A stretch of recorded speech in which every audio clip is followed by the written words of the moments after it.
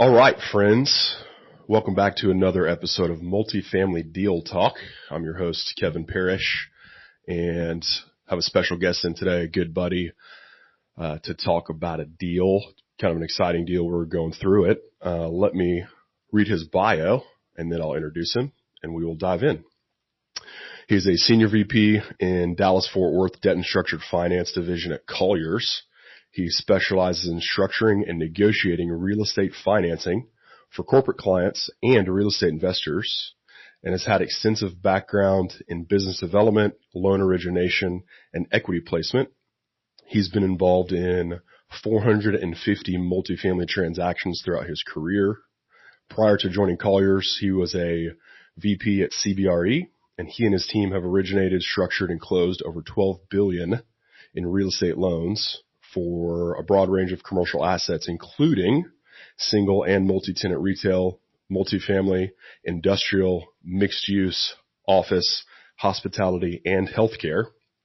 Prior to joining CBRE, he was at Capstone Financial as an analyst. He's on the board of AMR REIT. He attended Texas A&M University, graduated with a bachelor's of sociology and economics. He is married with 2 kids. And he also is a tequila aficionado. Facts. And has like 100 bottles of tequila or something like that. Yeah. So you lose count after. Yeah. I would like to introduce and welcome good friend Will Givens to the podcast. Will. KP, thanks, man. Thanks for being here. Of course. It's like I gave that to you and you read it. Yeah, 100%. Well done. Again, thanks for being here. You and I go back a little ways, don't we? We do. 6-7 years. Yep. The COVID hole is hard, right? Because it's a 2-year gap. And true. You think it's 5 and it happens to be 7. So I think we're around 6 or 7. And have had the opportunity to work on several deals together. I mean, y'all have done debt for us and equity, and it seems like you guys are always busy, dude, doing something. Whole capital stack, man. Yep. I think, we're always thinking about how we are the experts in the entire capital stack and how we make sure that we can fill every piece of it, because it's, especially right now. Sure. It's so valuable when clients like, hey, I need an extra 5%. Where does that come from? Mm-hmm. It's like, especially today. It's very volatile, very challenging, but yep. I think it helps for a team like y'all's that's not just focused on multi. You're in every, you're in every silo of commercial. So you see what everyone is doing, not just multi. You're looking at industrial and retail and the whole 9 yards, right? So it's super beneficial to a guy like me that's just in multi-silo. When you and I talk, it's, what are other guys saying? What are you all seeing, in the market?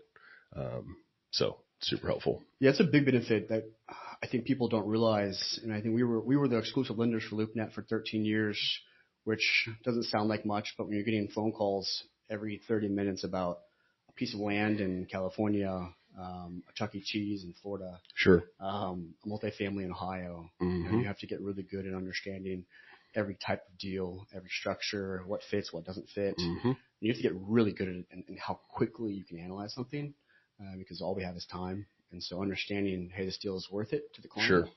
Sure. Hey, client, you should pass on this, because I know you have a dream, and I don't want to crush your dream, but you need to find another property that also fits your dream, because this isn't going to work.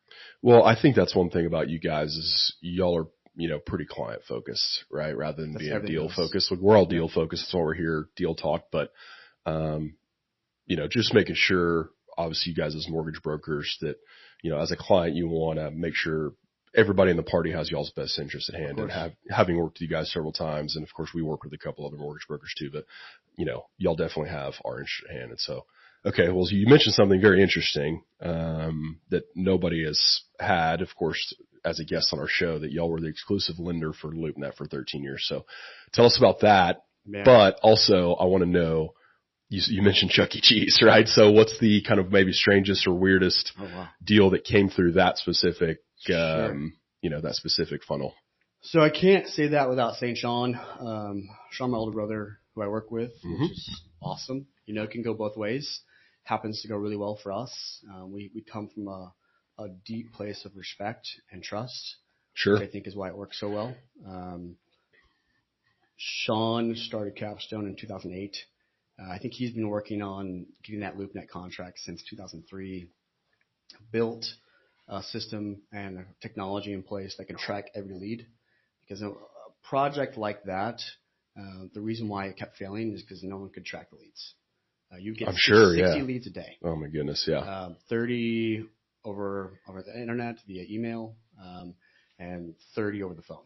Right? They just call your cell. That was forwarded. That 1-800 number was forwarded. And most were probably not even really leads. They were just one was good. Yeah. Yeah. So you had to get really, really efficient at sifting through those 59 leads a day via email, mostly. And I think for us, just understanding what each person's goal was and figuring out how we can make sure that as a vendor, as someone that's providing a service for LoopNet that had that contract, always leave the client, regardless of what their ask was, regardless if they just wanted to rent the apartment complex they thought they were calling, which has happened daily.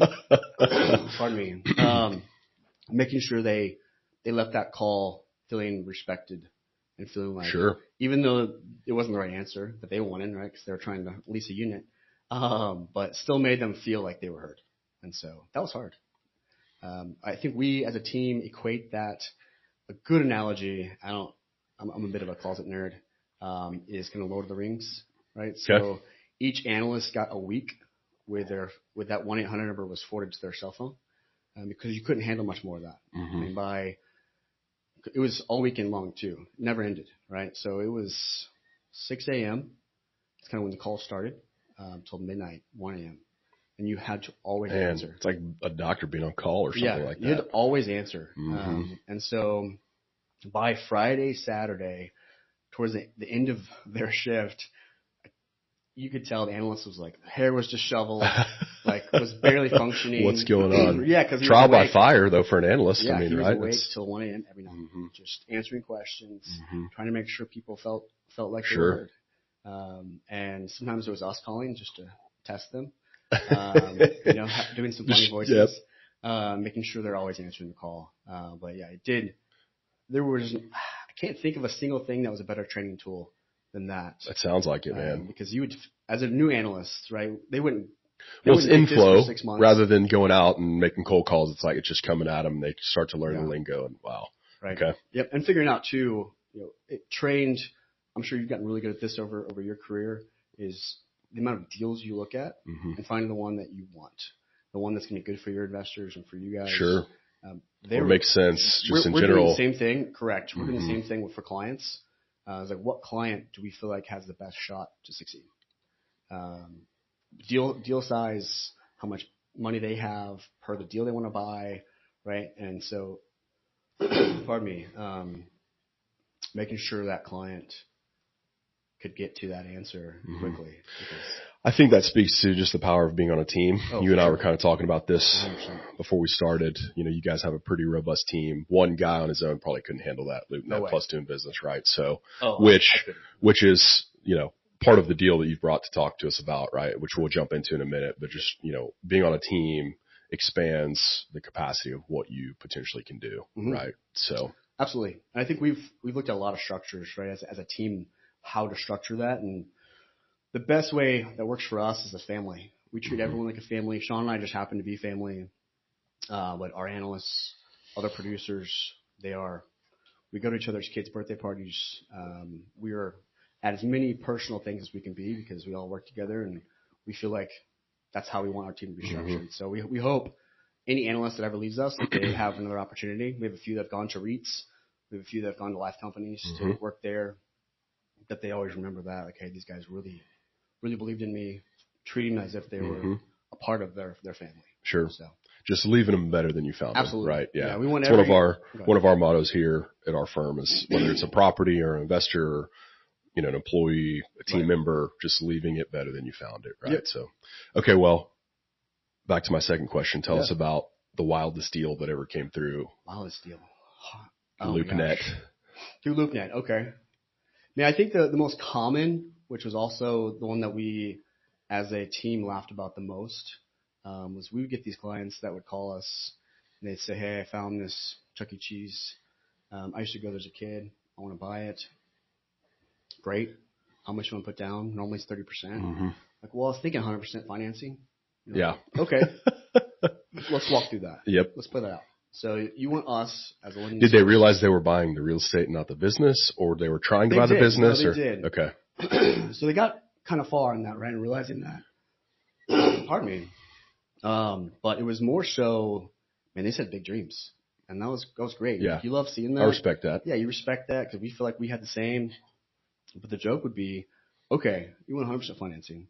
You don't have the money to buy this. You just said you're fine with that, admitting that. But you still want it. It's like, well, why would you buy $100 million office? Right? If you felt like this call was going to go that's the true. way you initially called us of, hey, we're going to finance this 100%, bring nothing to the table, go bigger. We would say that a lot of the times to these guys that would call us. The joke was, and we would end those type of calls with, hey, man, you're just not dreaming big enough. Go find a bigger property. Yeah. And then they'd call you 2 weeks later and like, all right, I've got the big one. There was only a handful guys that would do that. Yeah, that would really, really try. You're like, we were kidding, but sorry. Yeah, I was like, okay, you actually took that seriously. Yeah. No, it was more so that at the end of those calls, we said, hey, guys, like this is what's standard in the market. Sure. I know you weren't aware of that, but you need at least 30% down or whatever it was for that asset type. Got it. And they would almost always end the call with, oh, man, okay. And I unfortunately earned the nickname Dream Crusher because you do thousands of these calls. Sure. Right? It was hard to stay positive. It was hard to stay kind of upbeat. Yeah, but I think too, and this goes back to what you were just saying about how you deal with your team members and being like a family. Y'all are willing to take the time to initially educate these people that are calling 100%. you, whereas you probably would agree 98% of other guys in our business, I was going to say in your position, but probably in our business, probably wouldn't even call them back or, would probably be pretty abrasive or rude to them and say no, whereas y'all maybe have 1 or 2 or 3 calls with them to say, listen, here's what I would do if I was you and the direction I was going. I think that just speaks to you guys and your team and how y'all operate and treat people, et cetera. So, and I'll say 2 things to that. Prior to us becoming the lender for LoopNet, they had 32 different vendor sources. Goodness. Every 6 months they would just rotate because they didn't have a system to track all these. And our contract with LoopNet, can't talk about much of it, but obviously it was a service provider that we had to provide. And so we never wanted anyone to call LoopNet corporately and say, hey, they weren't good on the phone. They didn't treat me right, whatever it was. But second, I think we felt like if we gave them a quick answer of this isn't possible, here's why it's not possible, we want to educate you, not just tell you no, they would shift and attempt to do something that actually made sense. Right? And there are a lot of clients that called us and said, hey, I have $300,000. I want to buy this $15 million property. We'd say, okay, how about this $1 million property? That does work for you. And they go, oh, I didn't know I could do that. That makes more sense. And so it was always listening first, right?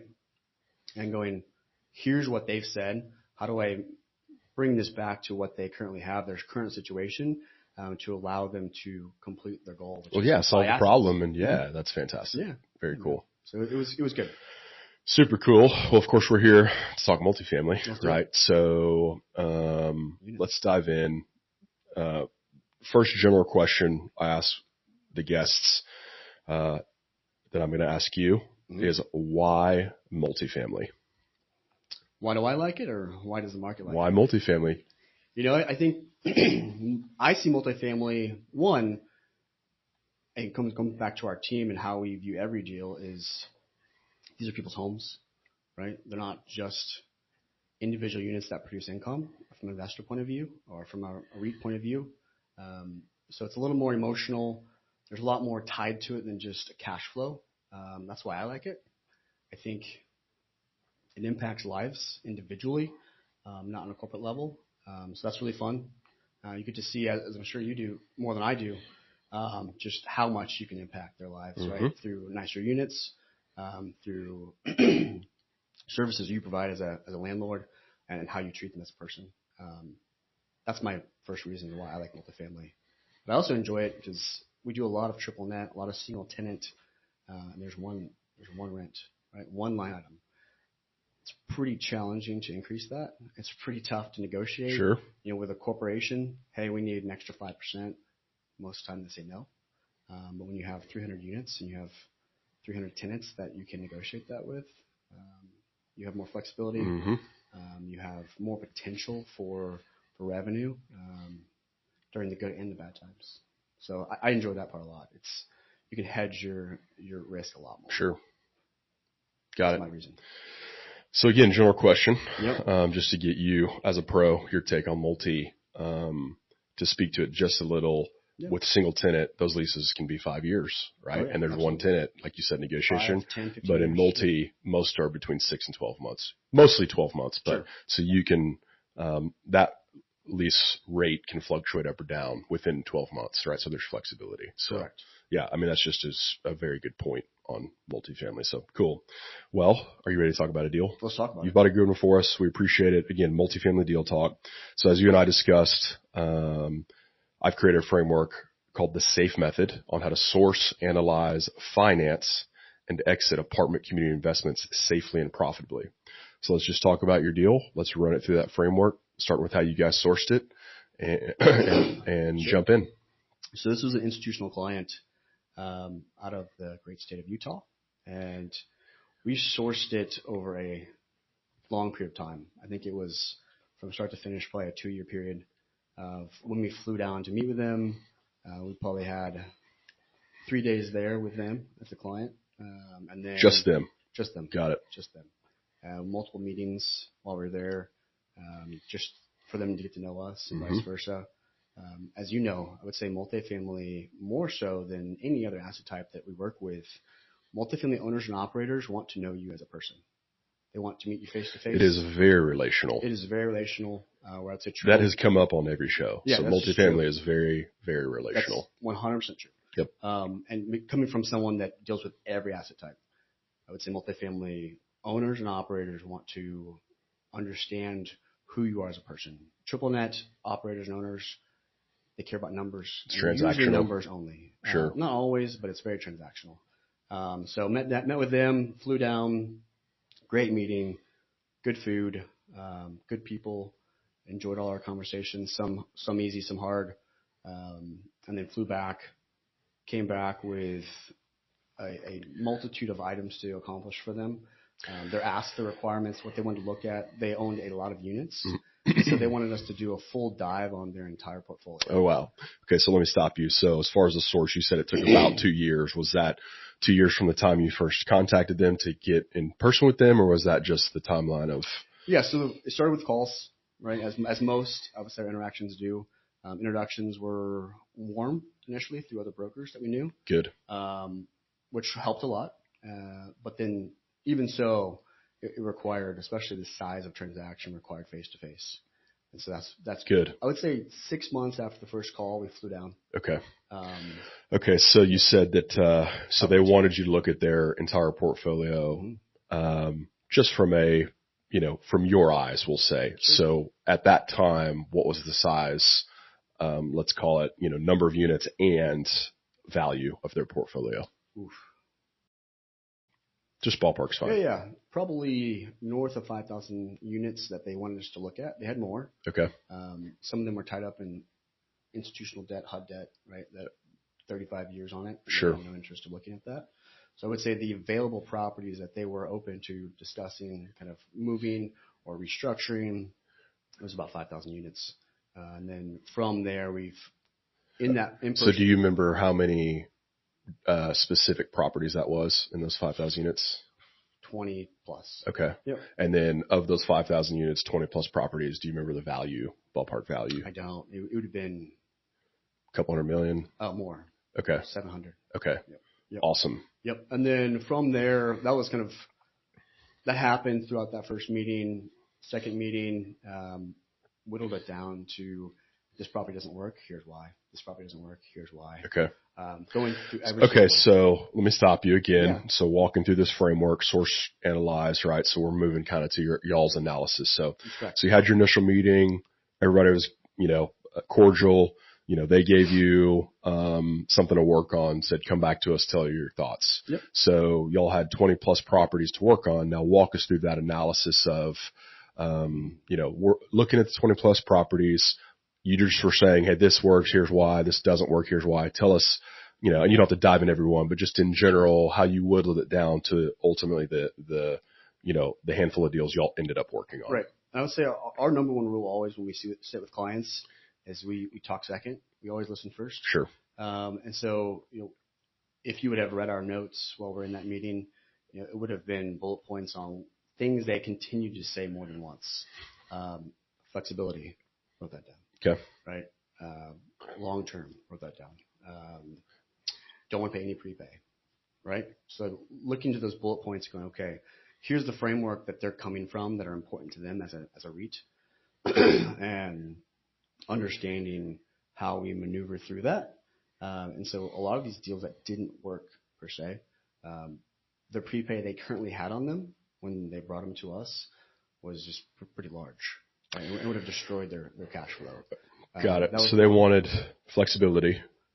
They did. Okay. They wanted long-term ultimately. On some of them. Okay. Yes. And so a handful of these deals had prepayment penalties or yield maintenance, right? Yep. That hindered them or lockouts that hindered them from potentially doing something today or over the course of why you guys were analyzing them. Okay. Was there anything else on y'all's analysis that so some of them occupancy wise, they just weren't ready. Okay. Right? Because they specifically said they wanted agency type financing. Which is long-term, right? Which what they said. So because of their occupancy that wasn't ready for the long term. And a handful of them were still in the bridge notes. So tell us why that is, right? Typically agency is, you know, you have to be 90% occupied, stabilized, right? Yeah. So the official rule is you need to be 90% average occupancy over 90 days. Okay. Over your T3. Now. We call it 90 for 90, right? Great. We call it 90 for 90, but they will take an average over the 3 months. Okay. So if you have 89, 92, 91, you're right there. Cool. Yep. And some of them were clearly not ready, right? They just gave us their entire data tape. Okay. And said, you check off the ones you feel like aren't ready. Some of it was a test for sure, right? Clients do that. They knew most of them weren't ready. And were these deals that they had owned for a while, or were they kind of new deals in their portfolio? Tell us a little bit about, you know, we always say that there's 3 types of deals: core, value add, opportunistic. Was this REIT institution, were they value add deals? Were they more core? Was it a swath of all 3? All of them. Okay. Yes. And I think that's what made it challenging, right? Sure. Because they just gave us data tape with all the raw information, right? And they said, go through it. Tell us what you think. Okay. That was the instruction.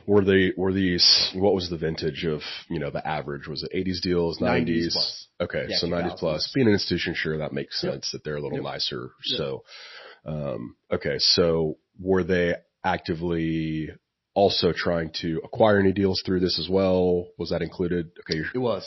It was, yeah. Okay. So in that was the second conversation that we can. So was that in the initial 20 plus, or was that the second swap? Okay. Yeah, that was the second swatch, and then second tranche. The first one was, here's our assets. Okay. Tell us your thoughts. Got it. To me, which, you know, as we walked out of that meeting, felt like, what do you guys know? Mm-hmm. Right? You're going to come back to us. You're going to tell us what you think. We gave you some insight on what's important to us. Mm-hmm. We want to understand from that what you take from that. And then when you come back to us, how close were you to matching the 2? Got it. Okay, so y'all have whittled down. Yep. How many properties did y'all whittle down to, saying these aren't ready, you've got prepays on some, et cetera? I believe it was 9. Okay. 8, 9. Where properties they already owned. Okay. That potentially are almost or ready. So they were, given that they wanted to be long-term, were these properties, did they already have long-term debt on them? Did they have bridge financing, short-term, kind of rehab financing? What did that look like?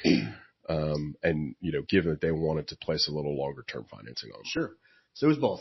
There were a handful, if I remember correctly, 4 that had bridge on them. Okay. A few that the bridge were already occupied. Like they'd already gone through their entire plan, their business plan, done their CapEx, leased them up. And per this data tape, we're at 95% occupancy. CapEx left to spend, 0, right? So you would see that and go, they're done with their They're ready to go. It's occupied. Okay. And then they would also show us on their data tape economic occupancy as well. And so we'd go, okay, of the 95%, they collected 92% of that. This property's ready. Ready. Stabilized. Yep. And there was one, if I remember correctly, just timing-wise, right? Physical occupancy was in the low 90s, but economic was in the low 80s, high 70s. Okay. At that exact time stamp, right? That will, of course, increase as time goes on. So that one was not ready at that moment. And that's kind of one I remember circling and putting a question mark on it and going, it will be ready, it's just not ready yet. Got it. We, at that time, when we did this analysis and brought it back to them, we weren't sure kind of where their head was and how many they wanted to do. They just said, tell us your thoughts. Obviously, that was kind of the next conversation. Okay, so y'all did your analysis. You went back to them, said, okay, we've got these 8 or 9 assets that we feel are ready to go. Mm-hmm. What was the response, kind of next steps, and then we can kind of dive deeper. Yeah, so received very well. They said, yeah, you guys nailed it. There's probably 2 here that you circled and put question marks on that aren't ready. Mm-hmm. So it ended up being, let's remember, it ended up being about 4 that weren't ready for various reasons. One of them, they just didn't want to yet. They had different plans for that one. They were going to sell it. And so they were like, okay, we don't need to refinance it. We're going to sell it. Mm-hmm. And actually, that was 2 of them. And then the others, they said, hey, we just might need 3 or 4 more months of seasoning before we can take it agency. Sure. We ended up doing those as time went on because, as you know, a portfolio that large takes some time. Sure. But that was kind of next steps was of the 8 or 9, if I remember correctly, we whittled it down to 5. Got it. Yeah. So. Okay. So then what happened? So they awarded you guys and let's go. Yep. Okay. You make it sound so simple. That was over like this is an easy business. Come on, dude. Period probably that all happened. Okay. A lot of back and forth. A lot of, hey, here's what we're seeing. They're like, yeah, we love this. Let's tweak this. Ended up to about 5 refinances. At the same time, we brought that back to them. They said, these are the 5 we want to look at. Oh, by the way, we also want to acquire 3. We can do that. Okay, interesting. Yep. That's what you're saying second half. Okay, yep. Got it.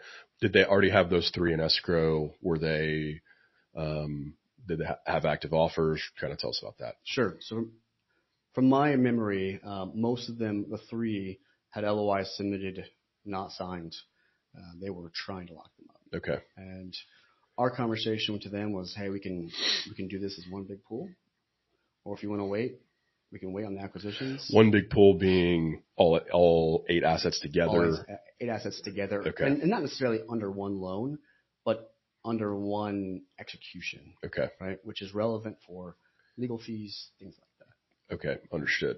So, where were, just out of curiosity, the locations of these deals? Was it national, across the nation, all over Sunbelt? Tennessee, Texas, Utah, and there was one in the Midwest as well. Got it. Can't remember what state. Okay. Okay, so cool. So then, of course, they kind of sign you guys up and say, yep. Start running. Yep. Signed our engagement agreement. They said, let's go. Okay. So we've walked through the source, how you guys, connected with these folks. Yep. And then now we've walked through the initial analysis from you guys. Here's what we think will work. Here's what we think won't work. Mr. Client, what do you guys want to do? Now they've signed you guys up. It's time to get financed. Okay. So moving to the F of the SAFE method, let's just walk through it. What y'all's, initial, like how you guys went to the market with these deals. Sure. And then let's get kind of gritty on it. Tell us about leverage rate, the whole 9 yards, difficulties you guys had in the process, how you got to the finish line, and just run through it. Sure. So there were, on a portfolio that size, there's a lot of options. I don't know how granular you want to get about all the options. Life companies, CMBS, private capital, hedge funds, agency. Okay, so why is that? Is it because they're just the dollars are bigger? Why do you think that is? I would say typically any loan over $50 million attracts a certain type of debt, regardless of asset type. I would say currently that's not true. Office is a huge struggle no matter. And by certain type, I'm assuming you mean long-term, lower risk. Correct. Okay. So the life companies of the world, the hedge funds of the world, pension funds that want not a guaranteed return, but a safe return. Mm-hmm. And that means different things to different investors. But because of the size, because of the vintage, occupancy, the sponsor, is a very clean, straightforward deal, which does provide to them and for us to go source so many options. Sure. Right. And I think for us, it goes back to listening. It's like, okay, long-term, flexible on some of these. Here's why we want flexible on these three. We're going to sell them in 6 months to a year. Lowest rate possible, right? Non-recourse. Mm-hmm. You hear those things. And so, okay, that gets rid of, that technically would get rid of life companies. Most life companies, their prepayment penalty is always yield maintenance. There are a handful that don't have yield maintenance prepay. But life companies want one thing, and that's a guaranteed yield for as long as possible. Right? That's where the mindset always comes from. So any deal you send them, that's the first thing they look at is how long can we hold this loan? How long can we keep this yield for our investors? And if it's usually a short-term deal, they want yield maintenance because they want their yield to be paid. Sure. Interesting. Yep. So because they have so much money, right? Which is crazy. They have so much money, and they have to put it out. Yeah. They have to make sure they're getting a yield. It's just sitting in the bank, not making anything for them. And most of them don't have huge staff. Sure. Right. So their efforts towards each deal needs to matter. And so to get $50 million out at once is a big deal for them, rather than $1 million at a time, because they don't have the staff to do that. Okay. And so they're through this deal, you guys put your package together. You're ready to push play, go to market. Yep. You said it opened up resources of providers that would be available to partner on the debt. Kind of tell us next steps once you put your pack together. So did you guys decide to do kind of just one big tranche, as you were saying, or did you end up doing kind of on an individual basis? Walk us through that. After continuing to list to them and what was important to them, it made more sense to do 8 individual loans. Okay. Purely out of flexibility, right? Because they kept saying the word flexibility. It's like, we don't want 8 properties tranched together. Structuring releases in these loans is difficult. Now, did you think it was going to be 8 individual debt providers or just one, but with 8 individual loans from that specific I think our initial conversation was 2 providers. Okay. So the 3 that they mentioned to us they want to sell in a shorter period of time, 6 months to a year and a half. In our mind, initially that was one provider, and then the long-term holds were a second provider. Okay. Which makes sense. Yeah, which ended up becoming one provider, but 2 different products. So we did 3 of them on a Freddie floater and 5 of them on a Freddie fixed, which provides, the Freddie floater provides flexibility. So one provider being agency, correct. Freddie Mac. And so 5 of them fixed rates because those were going to be the longer term. They were rolling them into their REIT. Okay. They were long-term holds. Great. And then the other 3, were these acquisitions or were these? It was a mixture. I can't recall. I think 2 acquisitions, 1 was refi. Okay, that's fine. But into floating rate debt. Correct. Okay. So great. Now, so we've identified the lender, Freddie Mac. So walk us through, you said floating rate and fixed rate, but walk us through at the time, if you do recall, what the leverage was and what the rates were. Were there any additional requirements, interest reserves, anything at the time from the agencies, and if you can, share a little bit more about the capital stack of, where they were in value. Did they end up pulling equity out of the deal? Yeah, so they did pull cash out on the refis. I can't recall how much. I think the blended LTV across all 8 was around 71.2% LTV. So when you say blended, do you just mean the average across the 8? Yeah, so with Freddie or Fannie, agency in general, this portfolio of 8, even though it was technically 2 products and 8 separate loans, they had to qualify on their own merit. Each property did, was processed and executed as one, right? So 1 legal fee, 1 execution team. So it was priced from a Freddie point of view as 1 tranche. So just as essentially 1 transaction, but 8 different loans. Got it.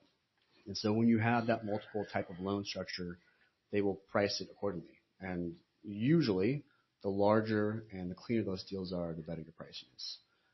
So they are, as an and by pricing, you mean the rate. Interest rate. Got it. Yep. Obviously, the index is not. The index is what it is, but the spread that the provider can give you is more aggressive. Yep. So if I recall, these are right before rates started increasing. The floating was around 2.9 all in, very, very low. So just, you said before rates started increasing, what year was this? 2019. Okay. So this is pre-COVID then? Pre-COVID. Okay. I mean, got it. Just barely. It was not rate increasing 2022. Correct. Got it. Okay. Right. We did have a slight increase in 19. It wasn't much. Mhm. I remember locking I remember too. in a hurry trying to get this done because we were expecting, 20, 30 bips. Yeah, everybody's like, oh, that's so much. Yeah, and then now, exactly. here we now are. We would love even where that was. 20, 30 bips doesn't move the needle for us anymore, right? No, exactly. So, yeah. So I still remember rushing towards the end on that transaction. Sure. But yeah, we were in the floating. We were in the high twos on the fixed period. We were 3.2, 3.3. Goodness. In there, all in. Yep. It was. And so you've mentioned this a second ago. As far as pricing is concerned, did they get a better rate, we'll say, because the deal was larger? Had the deal been smaller, let's just say it was a $30 million deal by itself, would the rate still have been 2.5 or 3.5? Would have been a little higher because it was a smaller dollar amount that the agency was putting out? I would say yes and no. Okay. Right? The easy answer is to say yes. I mean, they always, the more money they can put out, the more motivated they are. And a qualified sponsor that's track record. The whole picture, obviously. Sure. If you take the same sponsor that's buying $100 million versus $20 million of loan, $100 million will get better pricing. So what you're saying is just do bigger deals. Just do more. Right, it's easy. Yeah, just put more money down, buy larger deals. Yep. Yeah, if we could, that's the best way to do it. And 100% financing, of course. Yeah. Yep. That's the only way to do deals, in my opinion. And because of this, the 8 properties and the loan size was $268 million. Okay. Roughly. 6 of them were affordable. So we did kind of the Freddie analysis to figure out the units. 2 of them are not, which also helps. Okay, so a couple questions. So we did mention it was about 5,000 units that you guys analyzed. How many units ballpark were these 8 properties? I believe they're in the 2,000 range. Okay. 2,200. Okay. Yep. So that's about 250-ish on average. So so then you mentioned affordable. What do you mean by that? Yeah, so Freddie and Fannie have an analysis that they give to us as a provider, a direct provider, where we have to analyze per their calculator, are the units, the rents for each individual property considered affordable for that county, right? Are the rents on a category where they're on the lower end? And how do they determine that? Is that median income? HUD data. No, HUD data is provided to Fannie and Freddie. Okay. Which HUD is in charge of Fannie and Freddie. Mm-hmm. Their delegating body. And they provide the rent data that is in that calculator that speaks to it. And then it tells us this property is 60% mission driven, 80% mission driven, which mission driven, all that means is Freddie and Fannie want to provide affordable housing to everyone. And so that's relative, because you said it's rent data, not median income. So that's relative to the other properties in the submarket, or is it in the greater macro? It's always market? county based. Okay. Yep. So if you're on the lower so end, it doesn't mean that they're actually it's not a LIHTC. It's not a LIHTC property. It's not an affordable property. Correct. With Allura. It just means, hey, these rents are affordable relative to this county in general. Yep. Interesting. Got it. Okay. And you can do the same thing with the LIHTC properties, which adds more layers. Sure. Yeah. Got it. So you said 2 were affordable, 2 or 3? No, it was more. It was like 5. Okay. I believe. So 5 were affordable, which is great. Just mission driven. Good, just good workforce housing. Yep. And 2 weren't. And then the others were just newer, so rents were higher. So Freddie Mac was willing to potentially discount the rate a little bit, given that they're mission driven, given that Freddie Mac as a government agency wants to at least face value to the public, show, hey, we're investing in housing that's affordable to, the everyday person. Correct. I would correct government sponsored agency. Sure. Yeah. Okay. Yeah. There we go. Yep. Okay. So, we've talked about the rate. Do you remember the leverage on? Yeah, 71.2, I believe. That's right. Yep. You mentioned that. Okay. So 71.2, they have clearly. Some were 62, some were 75, okay. Right? They blended it. That was kind of our overall blend. I don't recall each individual property leverage. Okay. So mostly sub 3 interest rates. Interest only, I'm assuming, on these as well. So I believe 4 or 5 had full-term interest only. That's obviously a reflection of the times. LTV, times, the overall deal. And I was going to ask, what was the term as well? Were they 5, 7, 10 year? The fixed were 12. The floating. Oh my goodness. Yep. So in 2019, this institutional company put on recapitalized, let's say 5 to 8 of their deals with 71% financing at around 3% interest rate. Correct. With full term interest only of 12 years. Correct. And are just riding it. Well, today here in 2023, if that doesn't sound amazing, I don't really know what does. Obviously, we don't know what the future holds in the next 7-8 years, but today, I mean, they're probably not sweating it, I would say. No, and I think that the delta in the cap rate for the acquisition still made sense then. Mm-hmm. You can opine this. I'm sure your other guests have as well. I don't feel like, yes, cap rates continue to compress from really 2015 up until now when things have started to soften. Well, and from 2019 to today, rents have increased, right? Absolutely. And so demand has increased even from an investment. Still made sense. Yeah. So they've got equity sitting there still, like they're still probably cash flowing even more so. Absolutely. And the ones they floated, they've already exited. They sold as was their plan. Okay. So, and the other ones they've rolled into their REIT, right? I mean, most REITs that we work with have a capital arm where they acquire, make sure they're ready for the REIT, right? They've maximized their cash flow, and they kind of sell them to the REIT. To the REIT for just long term. So we've actually really moved into the E of this, the exit route of the SAFE method. So again, in summary, decent leverage debt, super low interest rate with interest only debt, and did those get rolled into the REIT?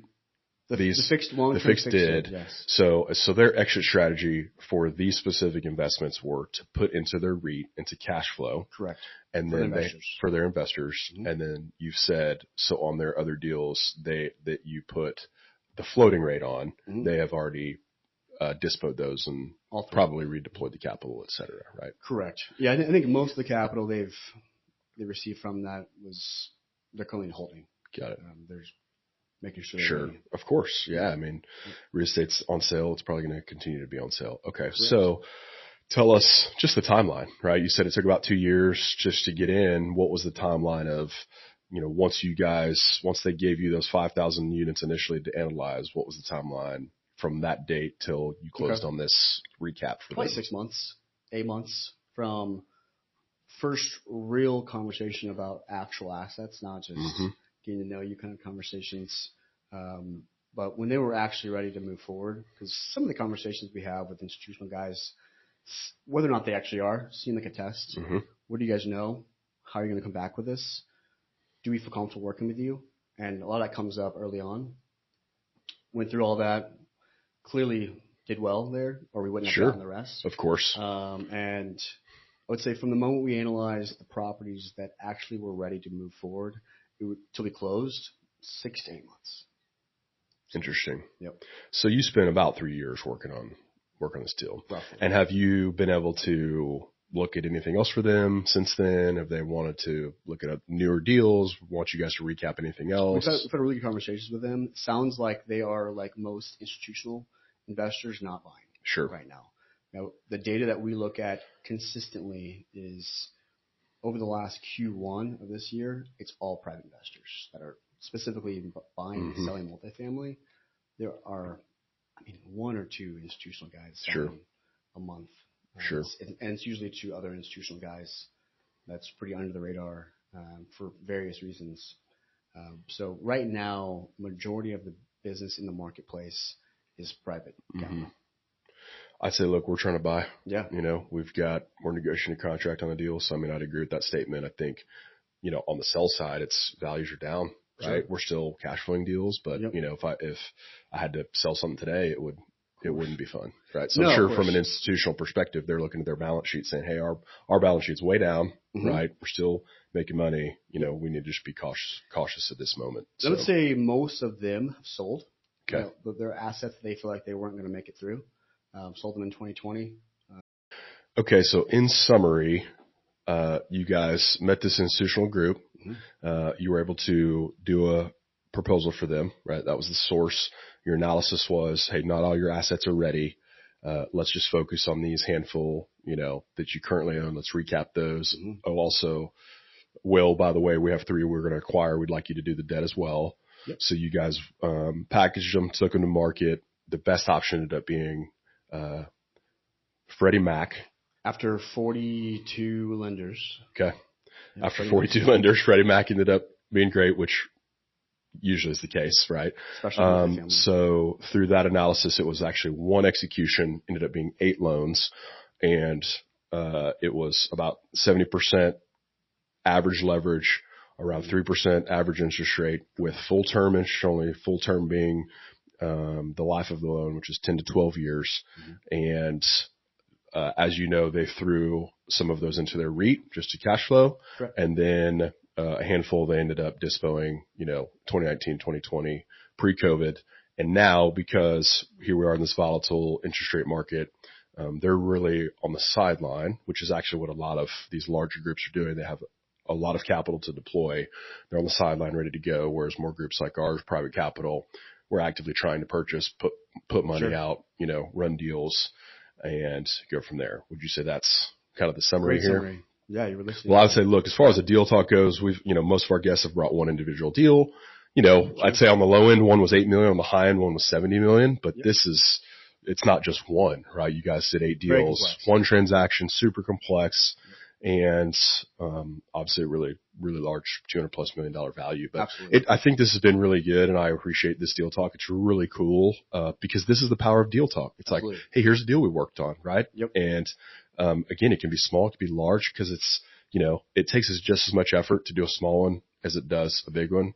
I'd say, and maybe not on this one you're saying, but I'd say that's kind of, that's a saying that we have in this business. A one-off, but you mentioned that for the guy that was trying to buy the Chuck E. Cheese. Like, well, hey, why do the small, go big, right?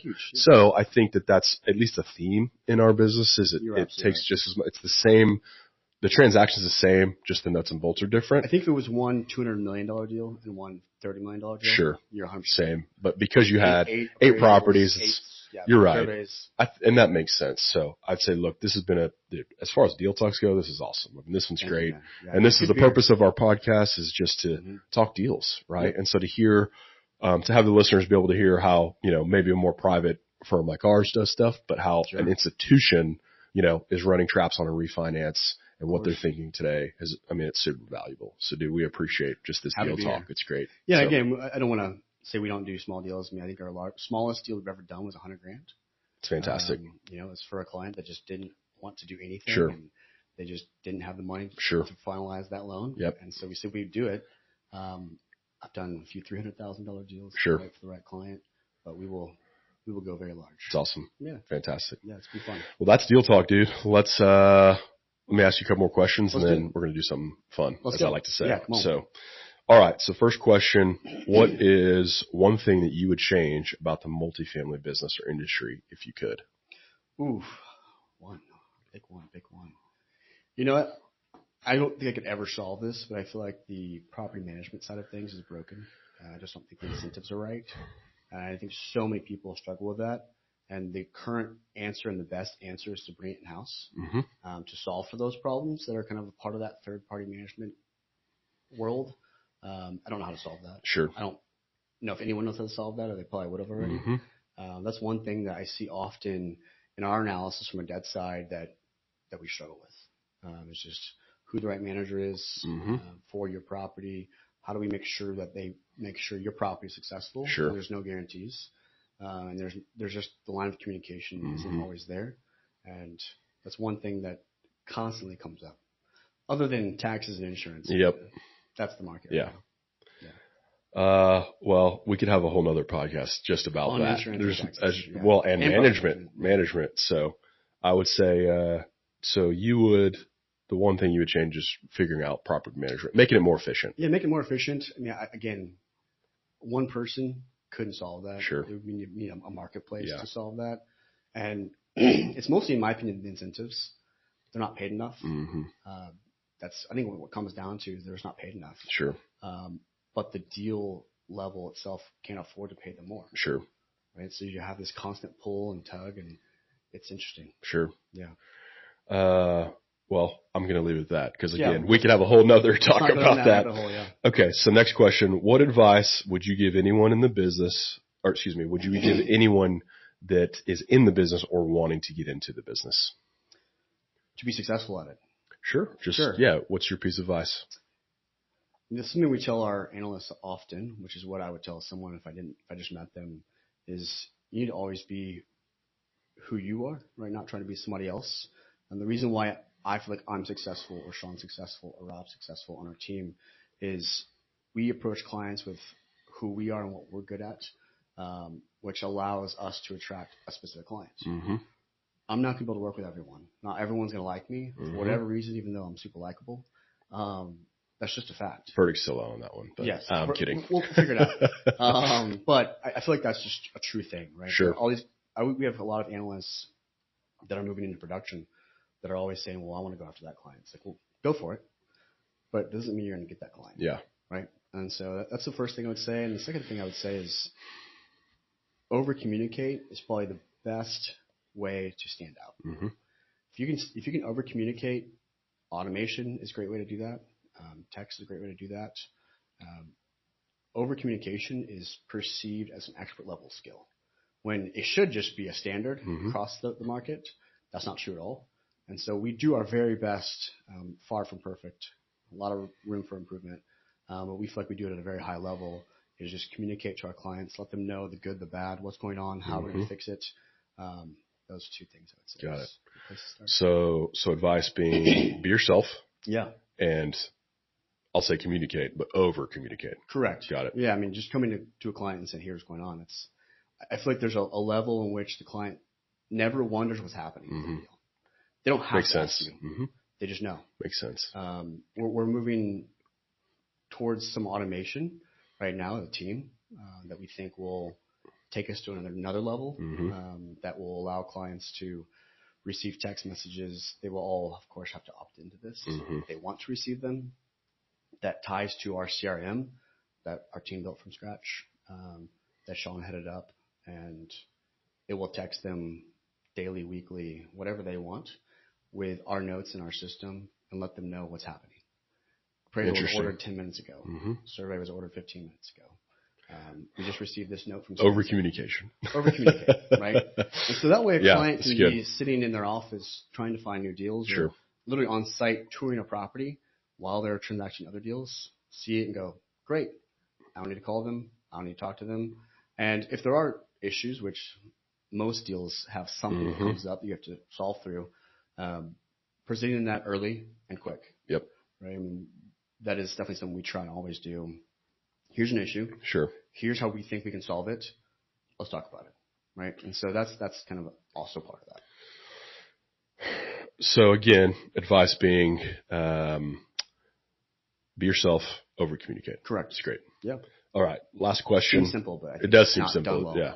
I completely agree. I know I struggle with it, but all right. So, last question. Where do you see multifamily heading in the next 1 to 3 years and the next 5 to 10 years? Oof. I wish I had a crystal ball. 1 to 3 years. I think we're in for a hard landing. Unfortunately, I think that's still coming. I think we've seen some of it. Houston specifically is getting hit pretty hard from all directions. Insurance, obviously storms, just the capital market there has, I think, hit a precipice that is really hurting some investors that overextend themselves or just didn't do things at a high level. And that's coming up, and they're realizing, hey, I just didn't do this right for whatever reason. So I think we're in for the next 6 months, a challenging market still.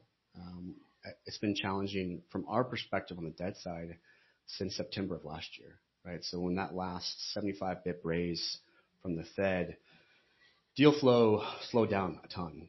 Most of that was institutional, mixed with some 1031 capital that they didn't want to transact. Sure. So we'll hit a year this September of just a challenging debt market. But yeah, I think Q1 of next year, we're hoping to see some relief, mostly because we feel like sellers that want to sell, when rates stay high consistently, they adjust. When rates stay high for a short period of time, they hold out. They say, I don't need to sell. I can wait 6 months.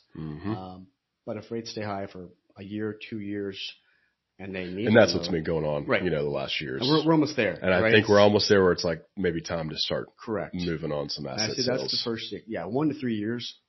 That's part of that conversation. So what about next to, so that's 1 to 3. What about 5 to 10? Yeah, 5 to 10. I mean, I think we're in for a good run as well. And that's my hope. Sure. We typically have a recession of some kind every 7 years on average. We were way overdue.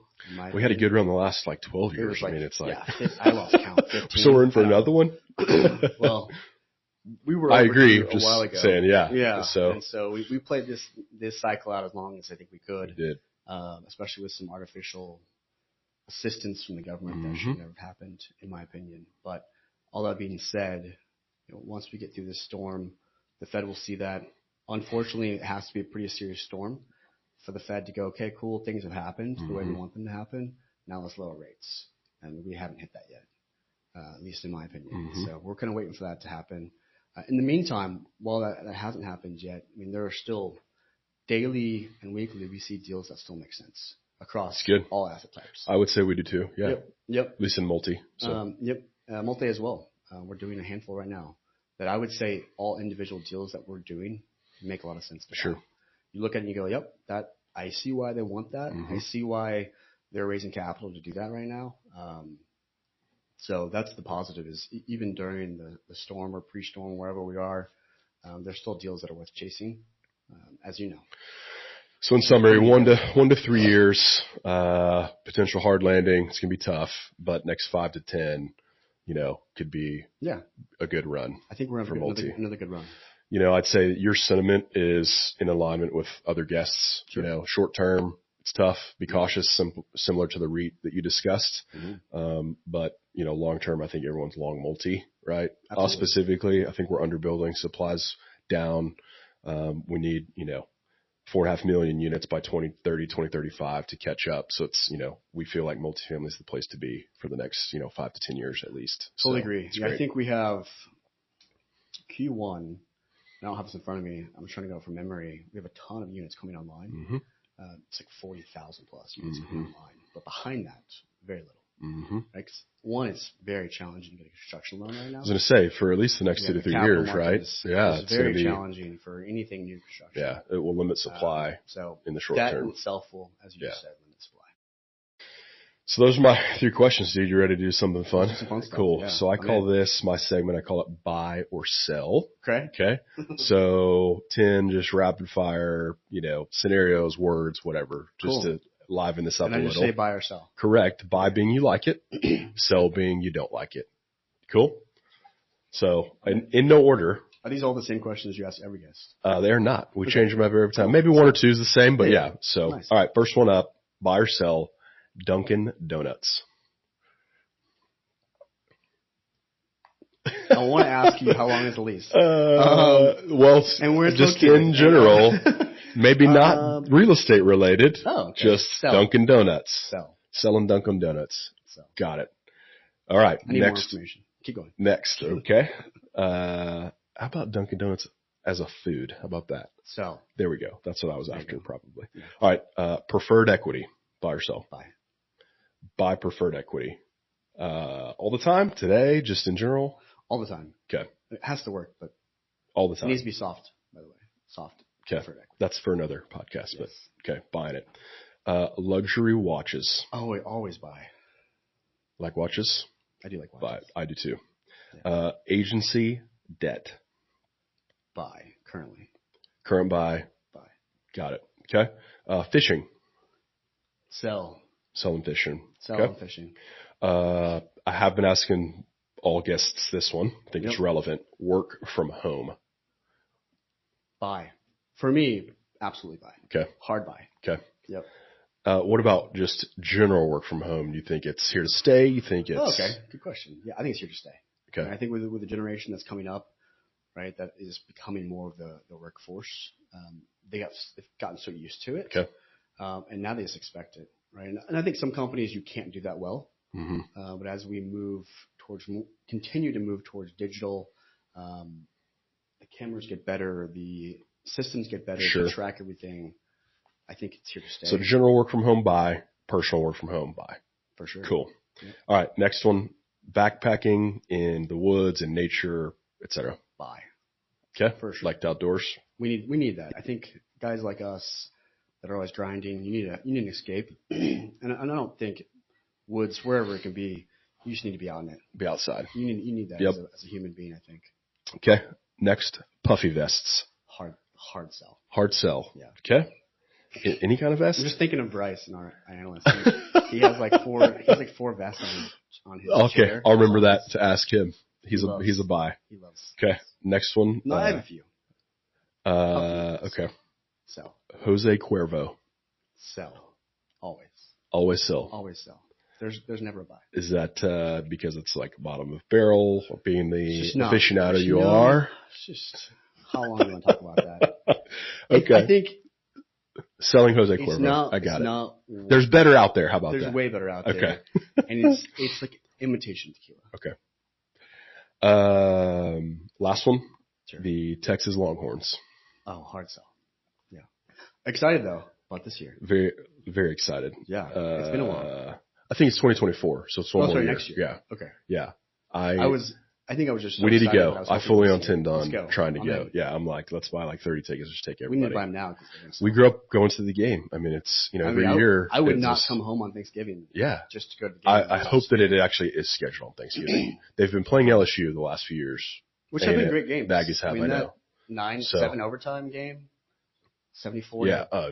73 or whatever it was. I don't remember. It's one of the best games they ever played. Yeah. So in general. Still good games. Yeah. But yeah. Longhorns. Well, I do too. Yeah. So I'd say that concludes buy or sell. Also concludes multifamily deal talk. Yeah. Will, appreciate you being here, man. If somebody wants to contact you, how can they get a hold of you? Yeah. So if you'd like, throw our team's website up there.